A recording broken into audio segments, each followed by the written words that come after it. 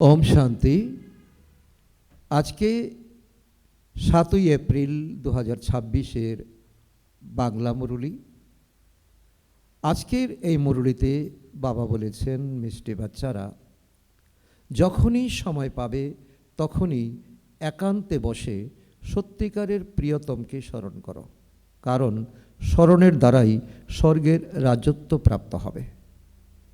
এই সঙ্গম যোগে বাবা আমাদের এতটাই আমাদের পারফেক্ট রাস্তা বলে দিয়েছেন, পারফেক্ট উপায় বলে দিয়েছেন, পারফেক্ট বিধি বলে দিয়েছেন যে তুমি তোমার সময়কে এখন সফল করার জন্য যখনই তুমি সময় পাবে একটু একটু করে সময় বের করে তুমি একান্তে বাবার কাছে বসবে আর বাবাকে প্রিয়তম মনে করে, তুমি প্রিয়তমা নিজেকে ভেবে প্রিয়তম বাবার কাছে তুমি কথা বলো, বাবাকে স্মরণ করো। আর এই কথা বলা স্মরণের দ্বারাই তুমি স্বর্গের রাজত্ব প্রাপ্ত করতে পারবে। আর এর মধ্যে দিয়েই তোমার মধ্যে পবিত্রতা, জ্ঞান, গুণ সব কিছু, সুখ, শান্তি, আনন্দ, প্রেম, শক্তি সব কিছু তোমার মধ্যে আসবে। তুমি সর্বগুণ সম্পন্ন, ষোলকলা সম্পূর্ণ তুমি হয়ে যাবে। আজকের মুরলি থেকে প্রশ্ন, বাবাকে পেয়েছো সেই কারণে কোন অমনোযোগিতা সমাপ্ত হয়ে যাওয়া উচিত? উত্তরে বাবা বলছেন, অনেক বাচ্চারা অমনোযোগী হয়ে বলে দেয় যে আমি তো বাবারই, স্মরণের জন্য পরিশ্রম করে না, প্রতি মুহূর্তে স্মরণ করতে ভুলে যায়। এটাই হলো অমনোযোগ।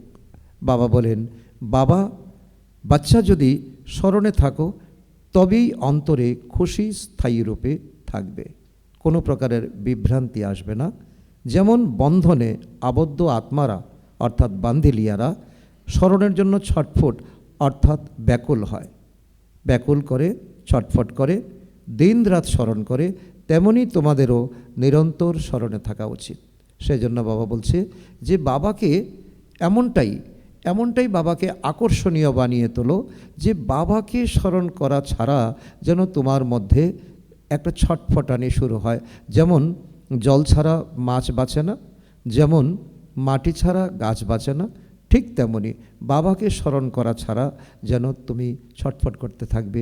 তুমি যেন তোমার মধ্যে শ্বাস নেই, তোমার মধ্যে বায়ু নেই, তোমার মধ্যে স্থিরতা নেই, সেজন্য অমনোযোগী হবে না। বাবাকে স্মরণ করার সেই তীব্রতা, আকর্ষণ তোমার মধ্যে একেবারে অটুট রূপে থাকবে। এটাই হলো মনোযোগ। আর এটা না হলে আমি তো বাবার বাচ্চাই, বাবা আমাকে দেখবেন, বাবা আমাকে রক্ষা করবেন। বাবা বলছে না, তুমি স্মরণ করলেই তোমাকে আমি রক্ষা করব, তোমাকে আমি শক্তি দেব, তুমি শক্তি প্রাপ্ত করতে পারবে। আজকের মুরলির গীত সৌভাগ্য জাগরিত করে এসেছি, অর্থাৎ আজকের গীত এটাই আমাদেরকে শিক্ষা দিচ্ছে যে আমরা ভাগ্য জাগিয়ে এসেছি। এই সত্যযুগের রাজত্ব প্রাপ্ত করার জন্য এখন শূদ্র থেকে বাবা যে আমাদের ব্রাহ্মণ করেছে, এই ব্রাহ্মণ জীবনের মর্যাদা এখন আমরা ভাগ্য জাগিয়ে এসেছি। আবারও আমরা পড়াশোনা করব, আবারও আমরা সত্যযুগে যাব, আবারও এই সৃষ্টিচক্র ঘুরতে থাকবে। ওম শান্তি। বাবা বাচ্চাদের বুঝিয়েছেন তোমরাও বলো ওম শান্তি, বাবাও বলেন ওম শান্তি। অর্থাৎ আত্মারূপে তোমরা হলে শান্ত স্বরূপ।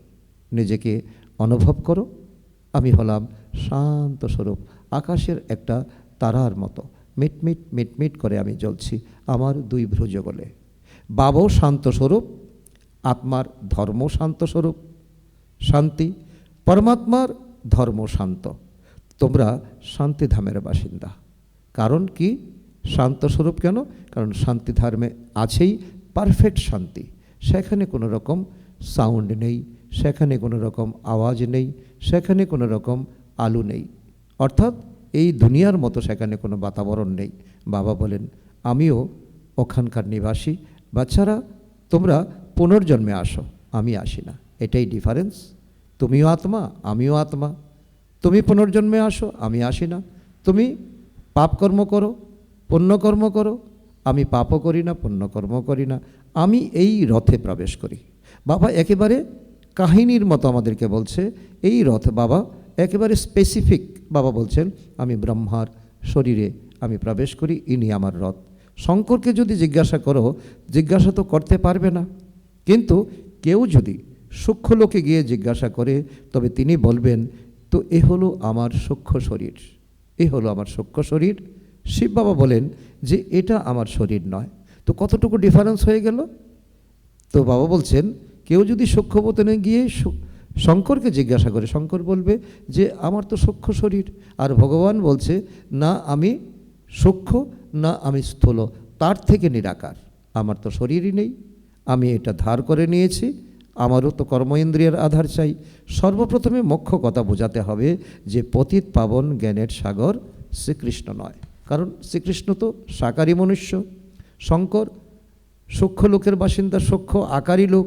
আর ভগবান বলছে না আমি কৃষ্ণের মতো শরীর আমার আছে, না শঙ্করের মতো সূক্ষ্ম শরীর আছে, আমি তার থেকে নিরাকার। শ্রীকৃষ্ণ সকল আত্মাদের পতিত থেকে পবিত্র করেন না, তিনি এসে পবিত্র দুনিয়া রাজত্ব করেন। শ্রীকৃষ্ণের কোনো রকম এই সঙ্গম যোগে তিনি পড়াশোনা করছেন, অর্থাৎ ব্রহ্মারত এখন পরমাত্মাকে স্মরণ করছে। তিনি লোন দিয়েছেন পরমাত্মাকে, তিনিও পরমপিতা পরমাত্মাকে স্মরণ করছেন। তার বিনিময়ে তিনি সত্যযুগে গিয়ে তো যুবরাজ হবেন, তারপর তিনি রাজা হবেন, মহারাজা হবেন। প্রথমে যুবরাজ হবেন, তারপর মহারাজ হবেন। ওনার মধ্যেও এই জ্ঞান নেই। রচনার জ্ঞান তো রচয়িতার মধ্যেই থাকবে, তাই না? রচয়িতা হলেন শিব বাবা, রচনা হলাম আমরা সূক্ষ্ম স্থূল দেহধারী। সূক্ষ্ম দেহধারী যারা, তারাও রচনা, আর স্থূল দেহধারী কৃষ্ণ থেকে শুরু করে আমরা যে কোনো শরীরধারী, আমরা হলাম রচনা। শ্রীকৃষ্ণকে রচনা বলা হয়। রচয়িতা বাবা এসেই আমাদের অবিনাশী জ্ঞান প্রদান করেন। এখনও বাবা রচনা করছেন, তিনি বলেন তোমরা আমার সন্তান। অর্থাৎ যেই বাবা বললেন আর আমরা যখন বুঝে নিলাম আমিও শিব বাবার সন্তান, তখন আমাদের মধ্যে কি হয়ে গেল? তো এক সম্পর্ক স্থাপন হয়ে গেল। আমি হারিয়ে গিয়েছিলাম, বাবাকে আমি চিনে নিয়েছি, খুঁজে পেয়েছি। তো এটাই হলো আমাদের এখন দত্তক জীবন। আমরা পুনরায় আমরা জীবন পেয়েছি। শরীর পুরানো, কিন্তু জীবন আমাদের নতুন। তোমরা বলো আমরা তোমার, তোমরা কি বলো? আমরা তোমার। বলাও হয় ব্রহ্মার দ্বারা, ব্রাহ্মণদের স্থাপনা। তা না হলে ব্রাহ্মণ কোথা থেকে আসবে? সূক্ষ্ম লোকের তো ব্রহ্মা অন্য কেউ নয়। উপরের যিনি, তিনি নিচের তথা পুনরায় তিনিই উপরে। তো বাবা কে বলছেন? সূক্ষ্মলোকে যে ব্রহ্মা আছেন তিনি প্রথমে কি ছিলেন? স্থূললোকে তিনি প্রজাপিতা ছিলেন। তিনি পুরুষার্থ করে সূক্ষ্মলোকের ব্রহ্মা হয়েছেন, তিনি একজনই। আচ্ছা বাবা আরও বলছেন যে বিষ্ণু আর লক্ষ্মী নারায়ণের কথা তো এক, তারা কোথাকার? বিষ্ণু থেকেই, ব্রহ্মা থেকে বিষ্ণু হয়, ব্রহ্মা সরস্বতী লক্ষ্মী নারায়ণ, তারাই সমগ্র কল্পের 84 জন্মের পরে এসে সঙ্গমে পুনরায় ব্রহ্মা সরস্বতী হয়। তো বাবা এটাও বলছেন যে যে সূক্ষ্মলোকের ব্রহ্মাকে তিনি সাকারে ছিলেন, আবার ব্রহ্মা সরস্বতী লক্ষ্মী নারায়ণ হন, তারাই সমগ্র কল্পের 84 জন্ম পরে এসে সঙ্গমে পুনরায় ব্রহ্মা সরস্বতী হয়। তারও ভিতরে বাবা বলছেন লক্ষ্মী নারায়ণ মানুষ, কিন্তু ওনাদের হলো দেবী দেবতা ধর্ম, দিব্যগুণ তাদের রয়েছে। বিষ্ণুকে 4 ভুজা দেওয়া হয়েছে। এখানে 4 ভুজা দিয়ে কি বোঝানো হয়েছে? যে তারাও প্রবৃত্তি মার্গের ছিলেন, অর্থাৎ তাদের সংসার ধর্ম ছিল, তাদের বিবাহ প্রথা ছিল, তাদের সংসার ছিল। ভারতে প্রথম থেকেই প্রবৃত্তি মার্গের প্রচলন রয়েছে, কারণ সেই জন্য বিষ্ণুকে 4 ভোজ দেওয়া হয়েছে। এখানে হলো ব্রহ্মা সরস্বতী। এই সরস্বতী হলো ব্রহ্মার দত্তক নেওয়া কন্যা। ওনার প্রকৃত নাম ছিল লক্ষীরাজ। ব্রহ্মা বাবার, তিনিও ছিলেন হীরের ব্যবসায়ী, ওনার নাম ছিল লক্ষীরাজ, অর্থাৎ দাদা লেকরাজ। পরে নাম রাখা হয়েছে ব্রহ্মা। শিব বাবা ওনার মধ্যে প্রবেশ করেছেন এবং রাধাকে আপন করে নিয়েছেন। ওনাকে ওম রাধে নাম দিয়েছেন, তো নাম রেখেছেন সরস্বতী। কারণ ব্রহ্মা সরস্বতীর কোনো লৌকিক পিতা নন, এরা দুজনেই এদের দুজনেরই আপন আপন লৌকিক পিতা ছিল। কারণ দাদা লেকরাজেরও লৌকিক পিতা ছিল, আর মাম্মারও লৌকিক পিতা ছিল, এখন তারা নেই। এই শিব বাবা ব্রহ্মার দ্বারাই অ্যাডাপ্ট করেছেন, তোমরা হলে অ্যাডাপ্টেড চিলড্রেন। ব্রহ্মও শিব বাবার সন্তান, ব্রহ্মার মুখকমল দ্বারা রচনা করেন। সেই জন্য ব্রহ্মাকে কী বলা হয়? বড় মাতা বলা হয়। তুমি মাতা পিতা, আমি বালক তোমার, তোমার কৃপায় সুখ প্রগার গাওয়া হয়, তাই না? তোমরা ব্রাহ্মণরা এসে বালক হয়েছ, এই সমস্ত বোঝার জন্য অতি তীক্ষ্ণ বুদ্ধি চাই। কি করে আমরা শিব বাবা কী করে আমাদের পিতা আর ব্রহ্মা কী করে আমাদের মাতা হলেন তা বোঝার জন্য তীক্ষ্ণ বুদ্ধি চাই। বাচ্চারা, তোমরা শিব বাবার থেকে উত্তরাধিকার প্রাপ্ত করো। ব্রহ্মা কোনো স্বর্গের রচয়িতা বা জ্ঞান সাগর নন, ওনার শরীরে শিব বাবা এসেছেন, জ্ঞানের সাগর হলেন অদ্বিতীয় শিব বাবা। আত্মার পিতাই জ্ঞানের সাগর, আত্মাও জ্ঞানের সাগর হয়, কিন্তু তাদের জ্ঞান সাগর বলা যাবে না, কারণ সাগর একজনই। সাগর হলেন পরম পিতা, তিনি দয়ার সাগর, গুণের সাগর, জ্ঞানের সাগর, পবিত্রতার সাগর, সুখ শান্তি আনন্দ প্রেম সব কিছুর সাগর। তোমরা হলে নদী, অর্থাৎ সাগরের, অর্থাৎ বাবা আপন শরীর, বাবার আপন শরীর নেই, নদীদের আছে, আমাদের আছে। আমরা এখন বাবার জ্ঞানকে বহন করে তো এখান থেকে সেখান পর্যন্ত, গ্রাম থেকে গ্রামান্তরে, প্রত্যন্ত অঞ্চলে বাবার জ্ঞানকে আমরা বয়ে নিয়ে যাব। এই জন্য আমাদের নাম, বাবা বলছেন তোমরা তো ব্রাহ্মণ, কিন্তু তোমরা হলে তো জ্ঞান নদী, তোমরা হলে জ্ঞান নদী। কলকাতায় ব্রহ্মপুত্র নদী অনেক বড়, কারণ তার সাগরের সঙ্গে যোগাযোগ রয়েছে, সেখানে তাদের সঙ্গমে অনেক বড় মেলা হয়, এখানেও মেলা হয়। সাগর এবং ব্রহ্মপুত্র দুজনে এখানে কম্বাইন্ড। তো এটা হলো চৈতন্য, ওটা হলো জড়। তো এই কথা বাবা বোঝান, শাস্ত্র তো কিন্তু নেই। শাস্ত্রের উপর ভরসা করলে তো নিজের জীবনের অঙ্কই মিলবে না। শাস্ত্র হলো ভক্তি মার্গের ডিপার্টমেন্ট, অর্থাৎ শাখা, অর্থাৎ সামগ্রী। এটা হলো জ্ঞান মার্গ, ওটা হলো ভক্তি মার্গ। অর্ধেক কল্প ধরে চলে ভক্তি মার্গের শাখা, সেখানে জ্ঞান সাগর নেই। পরমপিতা পরমাত্মা জ্ঞানের সাগর বাবা সঙ্গমে এসে জ্ঞান স্নানের মাধ্যমে সকলের সদ্গতি করেন। তোমরা জানো যে আমরা অসীম জগতের পিতার থেকে স্বর্গ সুখের সৌভাগ্য রচনা করেছি। আমরা অসীম জগতের পিতার থেকে স্বর্গ সুখের সৌভাগ্য আমরা রচনা করছি।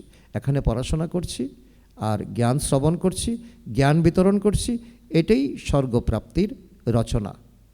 এইভাবে আমাদের জীবন অতিবাহিত করলেই তো বাবা বলছে তোমরা স্বর্গের মালিক হয়ে যাবে। বরাবর আমরা শতযুগ ত্রেতায় পূজ্য দেবী দেবতা ছিলাম, এখন আমরা পূজারী মানুষ।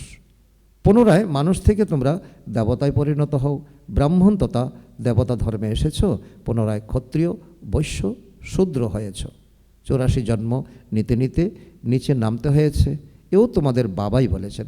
তোমরা তো দেখোনি, তোমরা জানো না, আর কারো কাছে এই জ্ঞান নাই কোনো দেহধারী, একমাত্র শিব বাবার কাছেই এই রহস্য রয়েছে। তিনি ওপর থেকে দেখেছেন কিভাবে দুনিয়াটা চলেছে। তোমাদের নিজেদের জন্মকে তোমরা জানতে না, 84 জন্ম তোমরাই নাও। যারা সর্বপ্রথমে আসে তারাই সম্পূর্ণ 84 জন্ম নেয় সর্বপ্রথম, অর্থাৎ শতযুগে যদি তোমরা আসো প্রথমে, এবং এই কলিযুগের অন্তিম পর্যন্ত এই ব্রাহ্মণ জীবন, এটাও তোমাদের একটা জীবন। তাহলে তোমাদের প্রথম থেকে অন্তিম পর্যন্ত ম্যাক্সিমাম তোমাদের 84 জন্ম হতে পারে। যোগের দ্বারাই কি হয়? খাদ নিষ্কাশিত হয়ে যায়। তো যোগেই পরিশ্রম। যদিও অনেক বাচ্চারাই জানে, অনেক বাচ্চারাই জ্ঞানে তীক্ষ্ণ, কিন্তু যোগে কাঁচা। বন্ধনে আবদ্ধ আত্মারা, যারা বান্ধিলিয়া মাতারা, বন্ধনহীন আত্মাদের অর্থাৎ ছোটিলিয়া থেকে তারা ভালো, কারণ তাদের আকর্ষণ থাকে বাবার প্রতি অনেক অনেক বেশি। আর যারা ছোটিলি তাদের তো কোনো রকম বাধা নেই, তো যেখানে বাধা সেখানে আকর্ষণ জেগে ওঠে। সেই জন্য বাবা বলছেন তোমাদের থেকে যারা বান্ধিলিয়া তাদের আকর্ষণ বাবার প্রতি অনেক বেশি। তারা তো শিব বাবার সঙ্গে মিলিত হওয়ার জন্য দিন রাত ছটফট ছটফট করে, ব্যাকুল হয়। তোমরা কি ব্যাকুল হও? তোমরা মিলিত হয়েছ, তোমাদের বলা হয় স্মরণ করো, আর তোমরা প্রতি মুহূর্তে ভুলে যাও। সেজন্য বাবা আমাদের সঙ্গে বান্ধিলিয়াদের তুলনা করছেন। তারা বাবার সঙ্গে মিলেনি, কিন্তু বাবার সঙ্গে মিলনের জন্য তারা ছটফট ছটফট করছে, এটাই স্মরণ। আর তোমরা মিলে এসে তারপর তোমরা বলছো বাবা আমরা তো ভুলে যাই। ঝড় ঝঞ্ঝা তোমাদের কাছে অনেক আসে তোমাদের কাছে, তো ওরা স্মরণের জন্য ছটফট করে, তোমরা ছটফট করো না। কারণ বাবা বলছে তাদের ঘরে বসেও উচ্চপদ লাভ হয়ে যায়। বাচ্চারা, তোমরা জানো বাবার স্মরণে থাকলে আমরা স্বর্গের রাজত্ব পাব। যেমন বাচ্চারা গর্ভ থেকে বেরোবার সময় ছটফট করে না, তেমনি বন্ধনে আবদ্ধ আত্মারা ব্যাকুল হয়ে ডাকে, শিব বাবা এই বন্ধন থেকে মুক্ত করো। দিন রাত্রি স্মরণ করে তোমরা বাবাকে পেয়েছো, আর তোমরা অমনোযোগী হয়ে পড়েছ। বাবা কত সুন্দর বিশ্লেষণ করছেন। তোমরা বাবাকে পেয়েছো, তোমরা বন্ধনহীন, তোমরা যখন খুশি তখন যেতে পারো বাবার কাছে মিলনের জন্য, কিন্তু তোমরা অমনোযোগী হয়ে পড়েছো। তো আমরা বাবার সন্তান, তোমরা বলছো আমরা তো বাবার সন্তানই, বাবা তো আমাদের দেখবেন। তো আমরা এই শরীর পরিত্যাগ করে গিয়ে প্রিন্স হব, অন্তরে এমন খুশি স্থায়ীভাবে থাকা উচিত। বাবা বলছে তোমরা যদি বলো দায় সারা ভাব আমরা তো বাবার সন্তানই, তা হবে না। আমরা এই শরীর ছেড়ে গিয়ে প্রিন্স প্রিন্সেস হব, তবেই তোমাদের খুশি অনেক তো স্থায়ী থাকবে, অনেক ওপরে থাকবে, নেশা চড়বে। কিন্তু মায়া স্মরণে থাকতে দেয় না। স্মরণের দ্বারাই অত্যন্ত খুশিতে থাকবে, স্মরণ না করলে বিভ্রান্ত হয়ে যাবে। অর্ধেক কল্প তোমরা রাবণ রাজ্যে দুঃখ দেখেছ, রাবণ রাজ্যে দুঃখ দেখেছ, অকাল মৃত্যু হয়ে এসেছে। দুঃখ তো রয়েছেই, যত ধনবানই হও না কেন দুঃখ তো হয়ই, অকালে মৃত্যু হয়। শতযুগে অকালে মৃত্যু কখনো হয় না, কখনো রোগ হবে না। সময় এলে বসে বসে নিজে নিজেই এক শরীর পরিত্যাগ করে অন্য শরীর ধারণ করে নেয়, তার নামই হলো সুখধাম। এটাই বাবা বলছে যে সুখধামের অনুভব এখন তোমাদের করতে হবে, কারণ এটা তোমাদের অন্তিম জীবন। অন্তিম জীবনে তোমার মৃত্যুর সময় কোনো দুঃখ থাকবে না, কারণ তুমি অনায়াসে আত্মা শরীর থেকে বেরিয়ে যাবে, আর সেই স্থিতি তোমার শতযুগে থাকবে, ত্রেতাযুগে থাকবে। আর তার জন্যই শতযুগে বলা হয় সুখধাম। মানুষ তো স্বর্গের কথাকে কল্পনা মনে করে। এই দুনিয়ার মানুষের তো বুদ্ধি হলো কি স্বর্গ মানে কি এক কল্পনা। কিন্তু বাবা কি বলে, তারা বলে স্বর্গ কোথা থেকে আসবে? তোমরা জানো যে আমরা স্বর্গে থাকব, তারপর 84 জন্ম নেব। কতটুকু পার্থক্য হয়ে গেল? তারা বলে স্বর্গ কোথা থেকে আসবে, আর তোমরা বলো আমরা আমরা স্বর্গে থাকব, তারপর আমরা 84 জন্ম নেব। সমগ্র এই খেলা ভারতের উপরেই তৈরি হয়েছে। তোমরা বাচ্চারা জানো আমরা 21 জন্ম কি ছিলাম? পবিত্র দেবী দেবতা ছিলাম, তারপর আমরা দেবী দেবতার পরে ক্ষত্রিয়, বৈশ্য, শূদ্র হয়েছি। এখন কি হয়েছে? শূদ্র জীবনের পরে বাবা আমাদেরকে আপন করে নিয়েছে, আমরা ব্রাহ্মণ হয়েছি। এই সদর্শন চক্র অতি সহজ, তাই না? বারবার ঘোরাও, এই চক্র যতবার ঘোরাবে তত তোমার মধ্যে শক্তি, কারণ ঘূর্ণনের দ্বারা এ দুনিয়াতেও ঘূর্ণনের দ্বারা শক্তি উৎপন্ন হয়। এই ইলেকট্রিসিটি থেকে শুরু করে সব কিছু, যত কিছু শক্তি ঘূর্ণনের দ্বারাই হয়। আর তোমরাও এই বুদ্ধিকে ঘোরাও, তো তোমাদের মধ্যে কি আসবে? এক তো অদ্ভুত শক্তি আসবে। এই শক্তি তোমাদেরকে মনুষ্য থেকে দেবতা করে দেবে। এই কথা শিব বাবা বসে বোঝান। তোমরা বাচ্চারা জানো শিব বাবা ব্রহ্মার রথে অর্থাৎ শরীরে এসেছেন। তিনি ব্রহ্মা, তিনিই সত্যযুগের আদিতে কৃষ্ণ ছিলেন। 84 বার জন্মগ্রহণ করে কি হয়েছেন? পতিত হয়েছেন।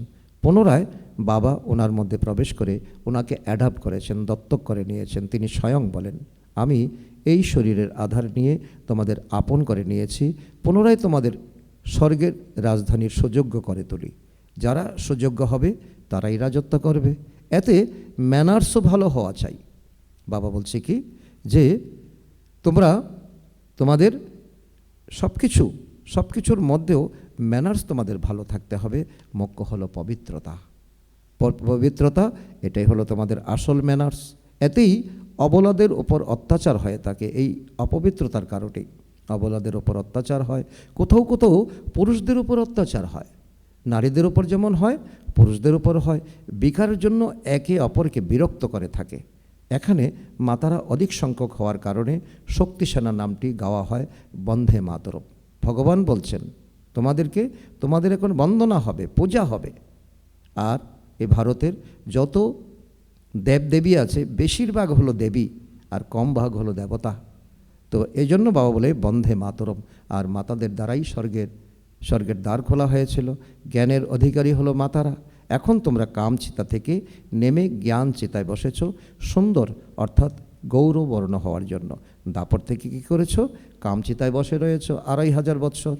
2500 বৎসর দ্রাপরে তোমাদের কত জন্ম হয়েছে? 2500 বছর তোমাদের এ দাপর যুগে, কলিযুগে তো 63 জন্ম তোমাদের হয়েছে। পরস্পরকে কি করেছো? বিকার প্রদানের জন্য বিকারী ব্রাহ্মণরা হস্ত বন্ধন করে, হাতে বন্ধন করে, পারমিশন দেয় তুমি বিকারী হও। তো মন্ত্র উচ্চারণ করে, তোমরা হলে নির্বিকারী ব্রাহ্মণ, তোমরা এমন কর্ম তোমরা করতে পারো না। তো ওই ব্রাহ্মণ আর তোমরা ব্রাহ্মণের মধ্যে রাত্রদিন তফাৎ। তোমরা তা ক্যান্সেল করিয়ে জ্ঞান চিতায় বসিয়ে দাও। কাম চিতায় কালো হয়েছ, জ্ঞান চিতায় সুন্দর গৌরবর্ণ হয়ে যাবে। বাবা বলেন অবশ্যই একত্রে থাকো পতি-পত্নী, কিন্তু প্রতিজ্ঞা করো যে আমরা বিকারে যাব না। সেই জন্য বাবা আংটিও পরান। এই বাবার দেওয়া আংটি তো অনেকের হাতে শোভা পায়। শিব বাবা পিতাও প্রিয়তম, সমস্ত সীতাদের রাম। সীতা এই সময় তোমরা দুঃখী আত্মাদের উদ্দেশ্যে বাবা বলছে, আমরা যারা দুঃখী আত্মা বিভিন্নভাবে আমরা আটকে রয়েছি, তো বাবা বলছে তোমরা দুঃখী সীতা। আর তোমাদের পতি হলো রাম, তিনি পতিত পাবন। এছাড়া রঘুপতি রাঘব রাজারামের কোনো কথা নেই। তিনি তো ছিলেন ত্রেতা যুগের রাম, দশরথের পুত্র। তিনিও সঙ্গমেই এই প্রালব্ধ পেয়েছিলেন। তো তাকে তো হিংসক অস্ত্রশস্ত্রে অর্থাৎ তীর ধনুকে সুসজ্জিত দেখানো কিন্তু ভুল। শাস্ত্রতে দেখিয়েছে, রামায়ণে দেখিয়েছে, এ কথাও কিন্তু ভুল। চিত্রতে দেখানো উচিত নয়, কেবল লেখা উচিত রাম চন্দ্রবংশীয়। বাবা বলে কি তারা চন্দ্রবংশীয় ছিলেন, কিন্তু তারা কখনো হিংসা ছিল না। বাচ্চাদের বোঝানো উচিত যে শিব বাবা ওনার মাধ্যমে চক্রের এই রহস্য আমাদের বোঝাচ্ছেন। সত্যনারায়ণের কথা পাঠ হয়, তাই না? তা হলো মানুষের তৈরি করা ব্রত কথা। নর থেকে নারায়ণ তো কেউ হয় না, সত্যনারায়ণের কথাই হলো তো নর থেকে নারায়ণ হওয়া। অমর কথাও শোনায়, কিন্তু অমর পরিতে তো কেউ যায় না। মৃত্যুলোকে 2500 বছর চলে, তেজরির কথা মাতারা শোনে।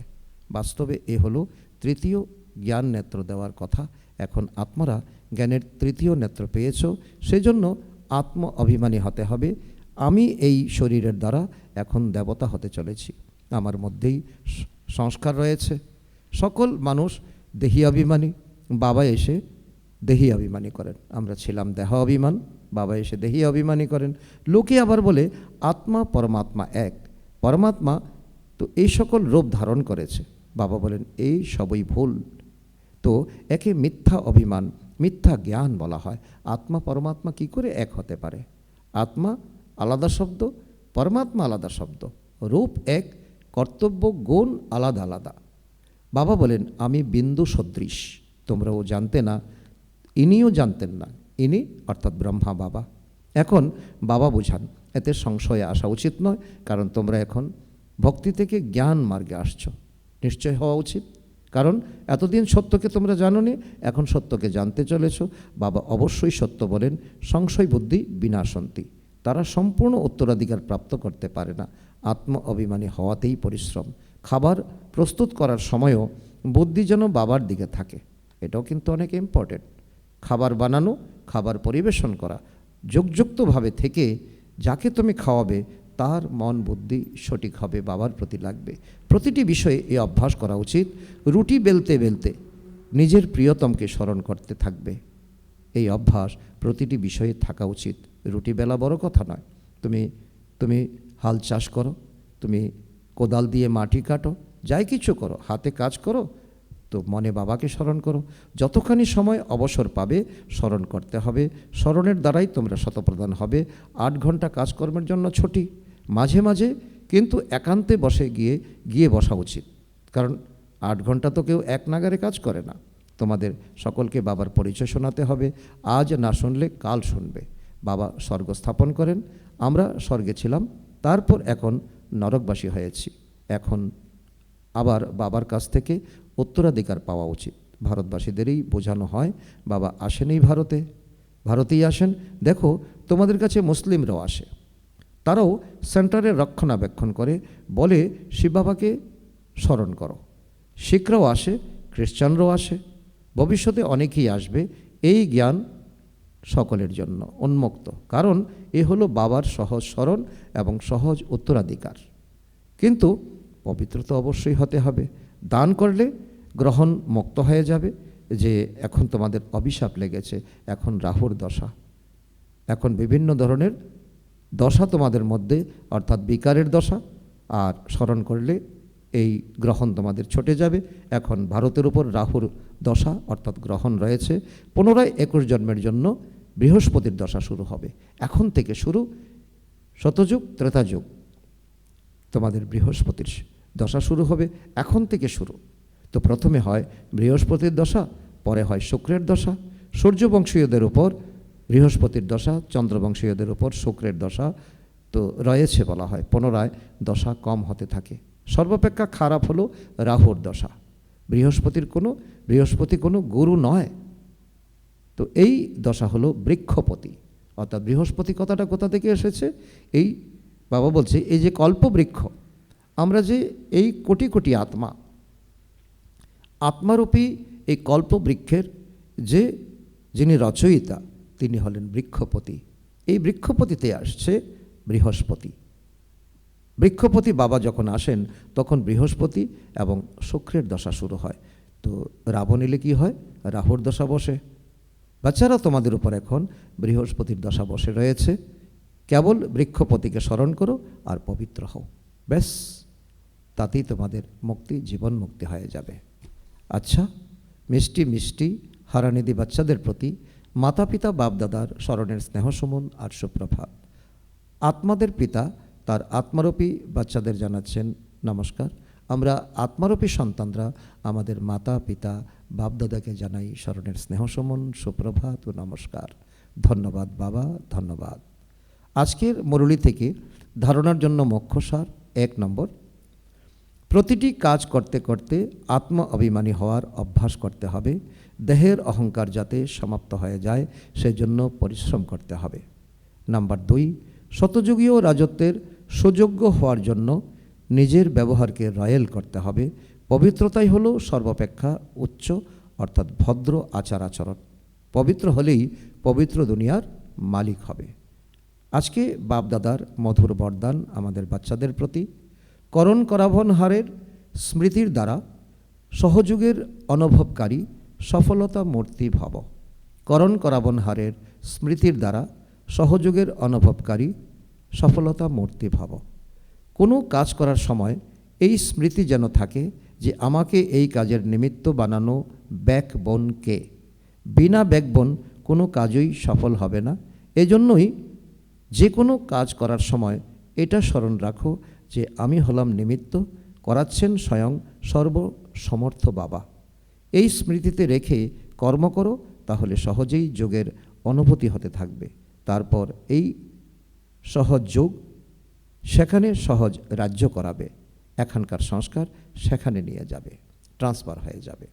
আজকের স্লোগান, ইচ্ছা হলো ছায়ার মতো, তোমরা পিঠ করে দাও তাহলে পিছু পিছু আসবে।